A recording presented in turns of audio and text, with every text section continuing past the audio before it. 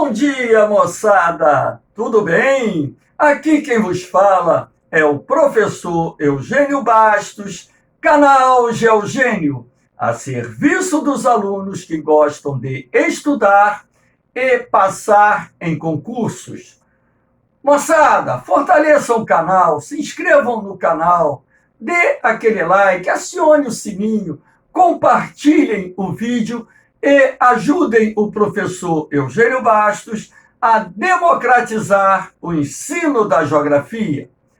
Moçada, no nosso encontro de hoje, iremos falar sobre alguns conflitos que ocorrem e ocorreram na região do Golfo Pérsico, ou seja, em países localizados na região do Golfo Pérsico. Lembrando que o Oriente Médio tem um grande valor estratégico, uma vez que ali se encontram as maiores reservas internacionais de petróleo. E vamos começar o nosso encontro falando sobre a guerra do Irã-Iraque, que se estendeu de 1980 a 1988 e que causou mais de 1 milhão de mortes e prejuízos de dezenas de bilhões de dólares, tanto ao Iraque como também ao Irã. Professor, o que teria causado essa guerra? Bom, de acordo com o governo iraquiano, o canal Shatt el-Arab, que se encontra aqui em parte da fronteira do Irã com o Iraque, historicamente seria pertencente ao Iraque, o que foi contestado inúmeras vezes pelo governo do Irã. E, por uma resolução da ONU, o canal Shatt el-Arab é de compartilhamento dos dois países, ou seja, o Irã e o Iraque têm direito de utilizá-lo. O canal Shatt el-Arab dá acesso ao Golfo Pérsico. A guerra em si teve início em função desse aspecto, dessa questão. Mas, na verdade, não foi a disputa histórica pelo controle do canal Shatt el-Arab que determinou a origem desse conflito. E sim o fato do Irã ter se transformado numa república fundamentalista islâmica, uma república teocrática. A maior parte da população iraniana, ou seja, quase toda a população do Irã, é xiita. Cerca de 70% da população do Iraque é xiita. Porém, naquela época, o Iraque era presidido por Saddam Hussein, da minoria sunita. E os xiitas iraquianos, de certa forma, sofriam repressão do governo iraquiano. Portanto, repressão esta exercida pela minoria sunita. O grande temor do governo Saddam Hussein a respeito da revolução fundamentalista islâmica que levou ao poder o Ayatollah Khamenei era a propagação dessa revolução para o território iraquiano, uma vez que os xiitas iraquianos eram influenciados pelo governo teocrático do Ayatollah Khamenei. E dessa forma, aproveitando-se que as forças armadas do Irã estavam relativamente enfraquecidas, na medida em que em função da Revolução Islâmica, boa parte do alto comando militar do Irã havia ido para o exílio, assim como o Shah Reza Pahlavi, o antigo governante do Irã, e também pelo fato de boa parte dos equipamentos militares iranianos serem procedentes do Irã e que, em função da Revolução Islâmica, os Estados Unidos romperam relações com o Irã e deixaram de fornecer equipamentos militares, munições, peças de reposição, enfim, o Saddam Hussein acreditava ser possível derrotar o exército iraniano, que teoricamente estaria fragilizado em função dos fatos expostos.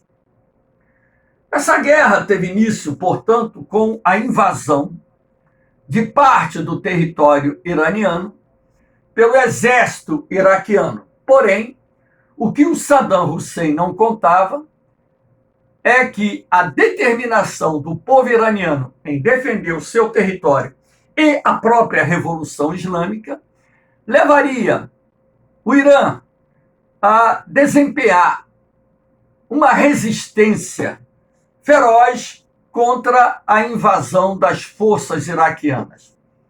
Razão pela qual, em pouco tempo de guerra, o Irã conseguiu reverter, saiu da defensiva e passou para a ofensiva, inclusive chegando a invadir parte do território iraquiano.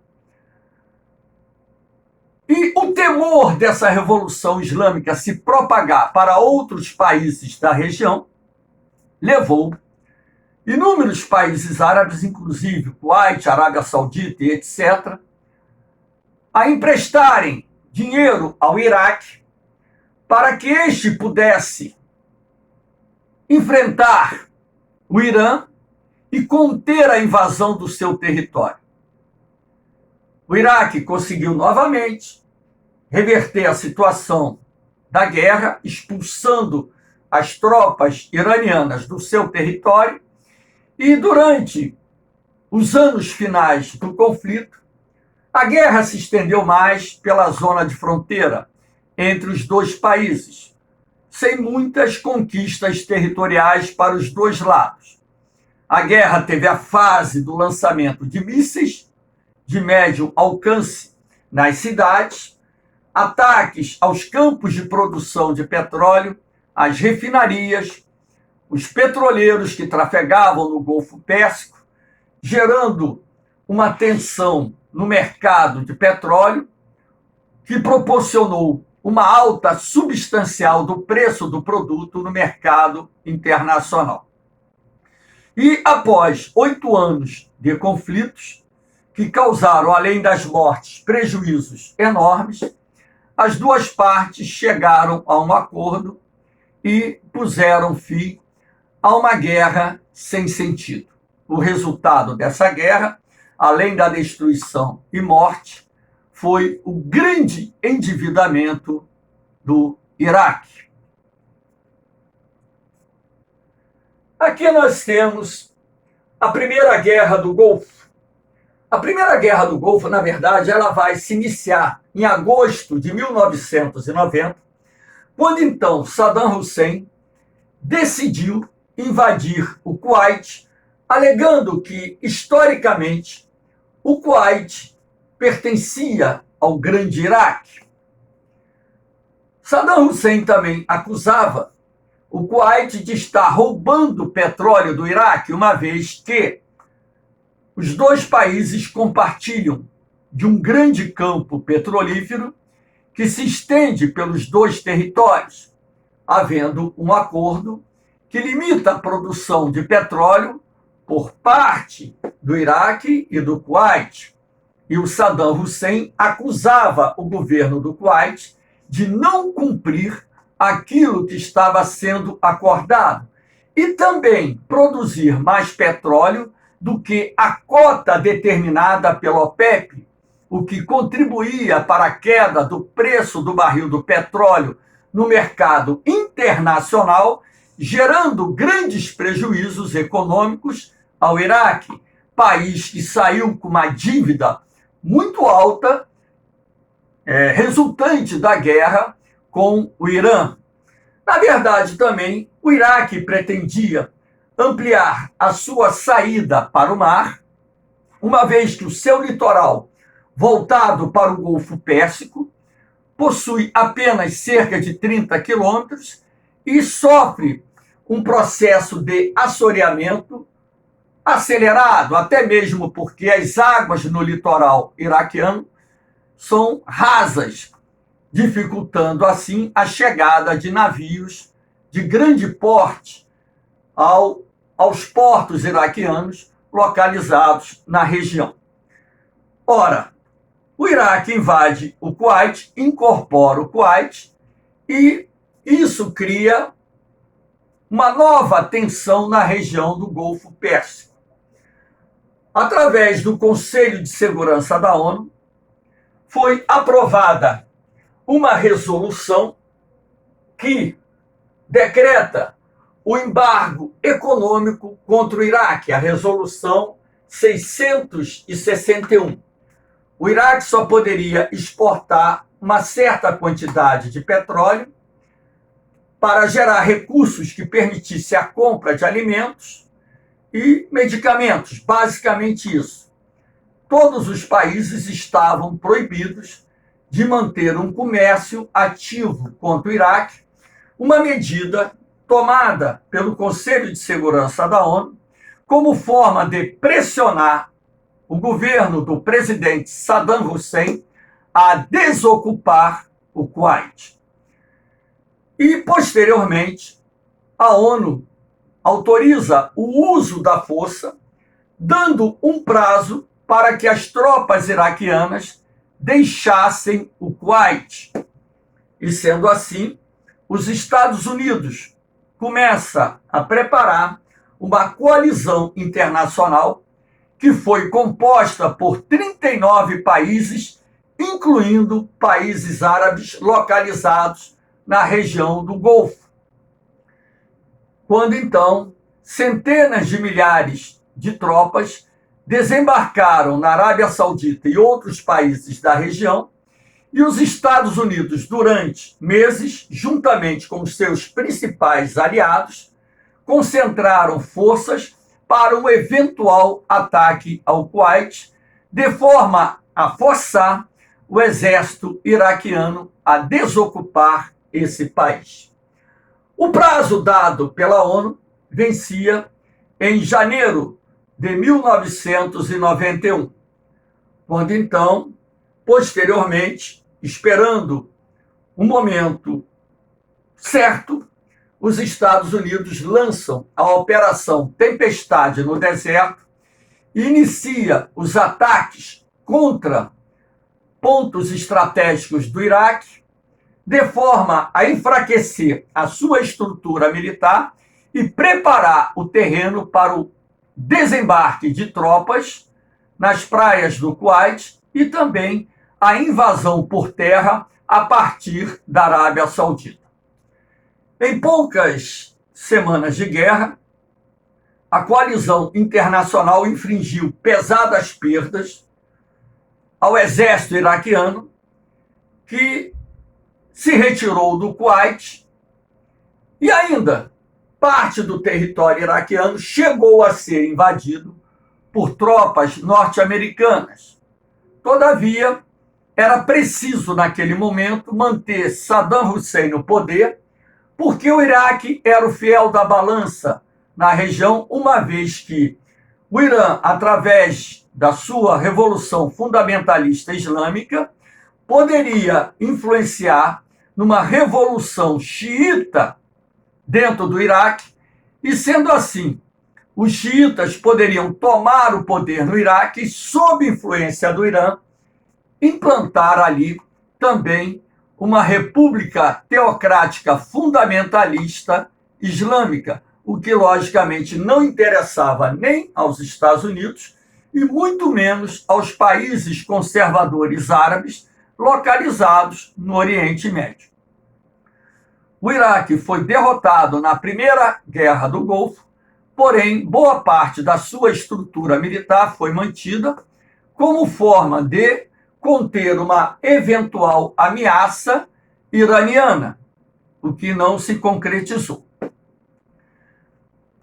Aqui nós temos uma imagem mostrando os campos de petróleo que foram incendiados lá no Kuwait antes da retirada das tropas do Iraque.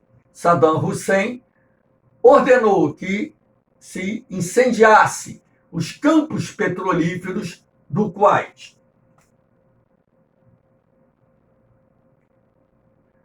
Aqui nós temos a Segunda Guerra do Golfo, 2003. A Segunda Guerra do Golfo vem dentro do contexto da guerra contra o terror, quando então o presidente George W. Bush lançou a sua doutrina, a doutrina Bush, que tem como princípio principal a guerra preventiva contra o terror.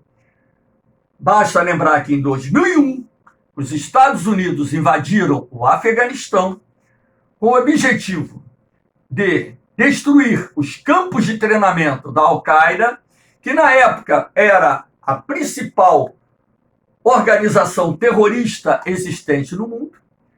Ali se encontrava Osama Bin Laden, o inimigo número 1 dos Estados Unidos, e também o Afeganistão possuía um regime fundamentalista islâmico, governado pelos talibãs, que impunham um governo teocrático altamente repressivo e contrário aos interesses dos Estados Unidos na região. Ora, a invasão do Iraque, na Segunda Guerra do Golfo, não teve o aval da ONU. Não houve autorização da ONU para os Estados Unidos invadirem o Iraque. Todavia, o próprio presidente George W. Bush disse que os Estados Unidos não precisavam do aval da ONU para defender os seus interesses no mundo e que invadiria o Iraque com ou sem a autorização da ONU, alegando que o Iraque estava descumprindo uma resolução da ONU que proibia a produção de armas de destruição em massa, sobretudo armas químicas e biológicas. Sendo assim, os Estados Unidos, mais uma vez, organiza uma coalizão internacional, dessa vez composta por um número muito menor de países, e invade o Iraque, na Operação Liberdade Iraquiana. A invasão do Iraque ocorre no dia 20 de março de 2003. Em poucas semanas de guerra, o regime do ditador Saddam Hussein ruiu. Ele foi capturado num buraco, barbudo, cabeludo, todo sujo. Posteriormente, foi julgado por um tribunal iraquiano e condenado à morte por enforcamento. Inclusive, existem vídeos no YouTube que mostram o exato momento em que o ditador Saddam Hussein foi enforcado. E os Estados Unidos procuram, dessa forma, eliminar mais uma ditadura no Oriente Médio e ali, através de um sistema eletivo, procurar democratizar o Iraque, colocando ali um regime, um sistema de governo pró-Estados Unidos. Apesar dos xiitas terem vencido as eleições e o governo xiita do Iraque ter se aproximado muito do governo xiita iraniano, os Estados Unidos ainda mantêm uma forte pressão política e até mesmo presença militar dentro do território iraquiano. Os Estados Unidos retiraram boa parte das suas forças militares do Iraque, mas ainda tem uma presença militar no país. Muito se diz que essa guerra foi em função dos grandes campos de petróleo existentes no Iraque. Eu talvez venha a ser o único professor de geografia que vem, pelo menos que eu conheço, contestar essa versão. Até mesmo porque o petróleo é uma commodity que você compra abertamente no mercado internacional. Você não iria gastar $1 trilhão, como gastou na guerra contra o Iraque, para dominar esses campos de petróleo, o que de fato não aconteceu. Então, a ideia ali era tirar o Saddam Hussein, um governo que comprovadamente apoiava o terrorismo internacional, e posicionar forças no Iraque, no Afeganistão, tendo o Irã no meio dos dois países, que, na minha concepção, os Estados Unidos, na verdade, estavam preparando um iminente ataque às instalações nucleares do Irã. Basta lembrar que o Irã tem um programa nuclear em andamento e que a retórica do governo iraniano tem sido a de destruir o Estado de Israel, a de destruir os Estados Unidos, a Inglaterra, e os Estados Unidos têm se esforçado até hoje para conter a expansão, o avanço do programa nuclear iraniano, que poderia desencadear um ataque de Israel e, sendo assim, uma provável terceira guerra mundial. Essa é a minha visão geopolítica dessa questão que levou os Estados Unidos a invadirem o Iraque em 2003.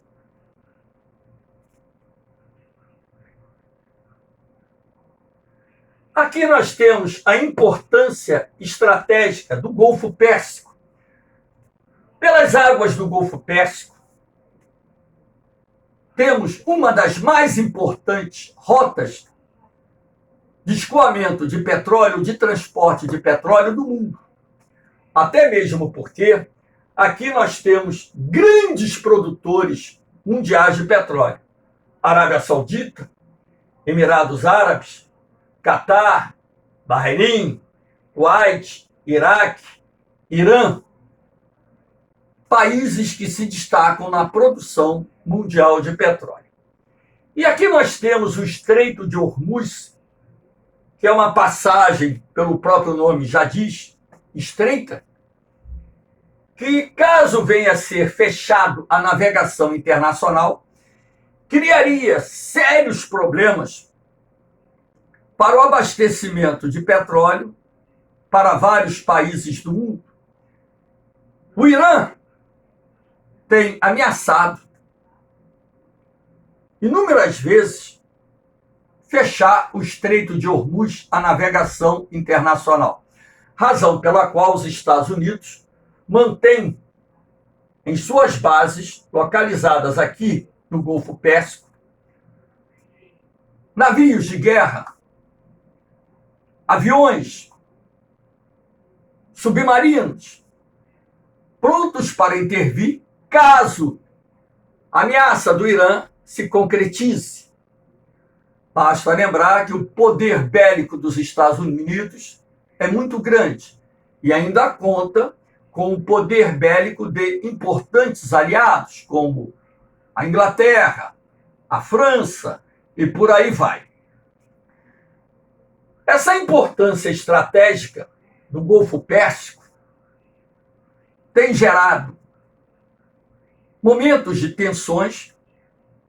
Nos últimos anos, inclusive, petroleiros foram atacados na região. Agora, recentemente mesmo, tivemos um navio de Israel sendo atacado na região.